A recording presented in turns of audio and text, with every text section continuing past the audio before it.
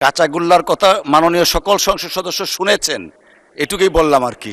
আমি ৭১ বিধিতে একটা জনগুরুত্বপূর্ণ বিষয় আমার নির্বাচনী এলাকার নাটোর। আপনি জানেন যে নাটোর একটা ঐতিহ্যবাহী জেলা শহর এবং রানী ভবানী, বনলতা সেন, কাঁচাগোল্লা নামে বিখ্যাত। একসময়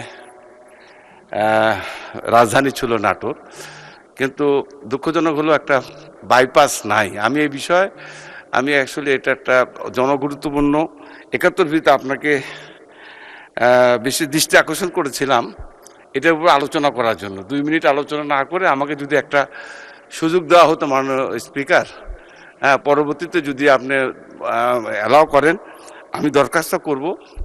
আমি এই বিষয়ে একটা যোগাযোগ মন্ত্রীর দৃষ্টি আকর্ষণ করেছি, যেহেতু ওই ১৬টা জেলা আমার নাটোরের উপর দিয়ে রাজশাহী বিভাগের শহরে যায়।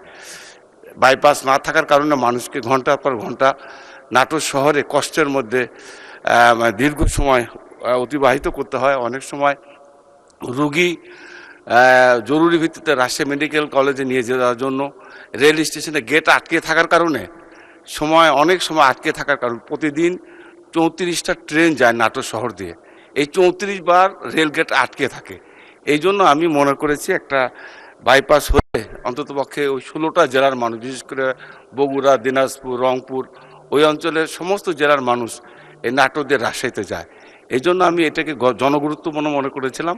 আপনার দৃষ্টি আকর্ষণ করছি, পরবর্তীতে যদি এটা আপনি গ্রহণ করেন তাহলে আমি এটা আলোচনা করতে পারতাম। এটা অত্যন্ত গুরুত্বপূর্ণ। মাননীয় স্পিকার, আপনাকে ধন্যবাদ। আসসালামু আলাইকুম।